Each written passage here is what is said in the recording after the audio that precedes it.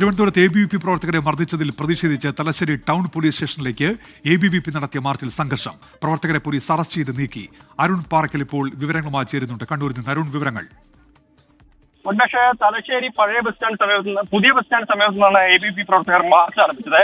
ABVPയുടെ സംസ്ഥാന joint secretary Abhinav തുണേരിയുടെ നേതൃത്വത്തിലുള്ള പ്രവർത്തകർ 20ഓളം വരുന്ന പ്രവർത്തകരാണ് 2 കിലോമീറ്ററോളം നടന്നത് 2 കിലോമീറ്ററോളം നടന്ന് ഈ NH 66 എത്തി അവിടെ ദേശീയപാത ഉപരോധിച്ച ശേഷം പോലീസ് ഈ പ്രവർത്തകരെ അറസ്റ്റ് ചെയ്ത് നീക്കാനുള്ള ഒരു ശ്രമം നടത്തിയ സമയത്താണ് പോലീസും ABVP പ്രവർത്തകരും തമ്മിലുള്ള ഒരു സംഘർഷമുണ്ടായത്, ഒന്നും തള്ളുമുണ്ടായത്.